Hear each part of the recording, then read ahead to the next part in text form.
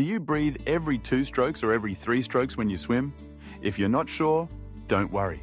Today, we're going to figure out which breathing style is right for you so you can swim stronger, swim farther, and enjoy the water even more. Hello, my friends. I'm so glad you're here. Swimming is such a beautiful gift, especially as we move past 60. It's gentle on the joints, keeps the heart strong, and gives us that rare feeling of freedom, like being a kid again, jumping into the pool without a care in the world. But I also know that for many of us, the hardest part isn't the arms or the legs, it's the breathing. You might be able to swim a few laps, but that breathless feeling forces you to stop. And maybe you've asked yourself, which one is right for me? Breathing every 2 strokes or every 3? This is a more important question than you might think. The way you breathe can be the difference between feeling exhausted and feeling like you're gliding with the water. So today, we're going to explore the 2 most common breathing techniques, 2-stroke and 3-stroke breathing. So you'll understand the pros and cons of each and know when to use them. Let's start with 2-stroke breathing, your constant oxygen supply. Picture this.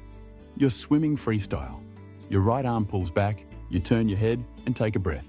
Your left arm pulls and you turn your head to the same side to breathe again. That's 2-stroke breathing. You take a breath every 2 strokes. The most obvious benefit of 2-stroke breathing is that it gives you more oxygen. This is especially helpful if you're swimming at a faster pace, or if you're just starting out and your lungs aren't yet used to holding your breath for too long. A coach once told me, breathing every 2 strokes is like giving constant fuel to the engine. And it's true. You'll feel less air-starved, your heart rate stays steadier, and you can maintain a strong pace for longer. But there's one thing to watch out for. With 2-stroke breathing, you're always breathing on the same side. Over time, this can make your body rotate unevenly, throwing off your balance. If you do long-distance swims breathing to just one side, the muscles on that side work harder than the other, which can eventually lead to shoulder fatigue or even injury. Next, let's talk about 3-stroke breathing, the symphony of balance. Now picture this. You're swimming, but you only take a breath after every 3 strokes. Right arm, right arm, breathe. Then repeat. This means you're alternating sides as you breathe, which keeps your whole body in balance. 3-stroke breathing brings an incredibly valuable benefit: symmetry. You're not only training yourself to turn your head to both sides, but you're also helping your hips, shoulders, and back work evenly. Many coaches consider this one of the best ways to improve freestyle technique because it forces you to keep your body straight and prevents you from favoring one side for too long. A Stanford University study even found that swimmers who breathe bilaterally to both sides experienced 20% fewer shoulder injuries than those who always breathe to one side. Plus, 3-stroke breathing teaches you to control your breath. As you learn to extend the time between inhales, your heart rate drops and that panicky feeling of running out of air fades away. That said, not everyone feels comfortable with 3-stroke breathing right away. If you're just starting out, or if you're swimming at a faster pace, you may feel short of oxygen, simply because there's a longer gap between breaths. So which one should you use? The answer isn't one is right and the other is wrong. It depends on the situation. During technique-focused practice sessions, I often encourage my students to use 3-stroke breathing to keep their bodies balanced and to build endurance. It's almost like a form of meditation. You learn to stay calm and steady. But during longer swims to build stamina, or when racing and needing more speed, I suggest switching back to 2-stroke breathing so your body gets more oxygen.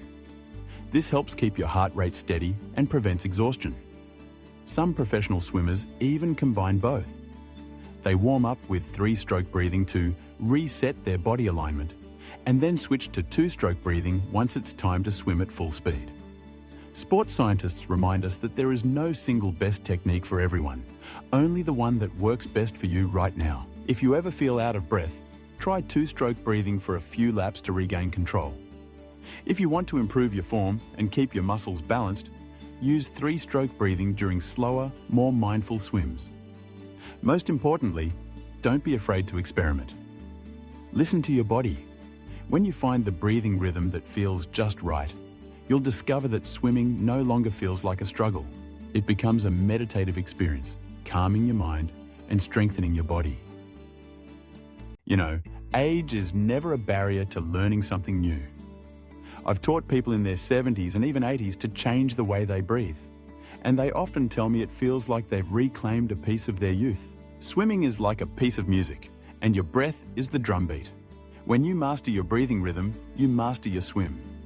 Each lap becomes a gentle symphony, where you can feel the water, your heartbeat, and the joy of still being strong and alive. So, do you breathe every 2 strokes or every 3? Share your story in the comments below. I read every single one. And if this video helped you better understand your body, give it a like and subscribe so we can keep walking this journey together, swimming strong and living joyfully.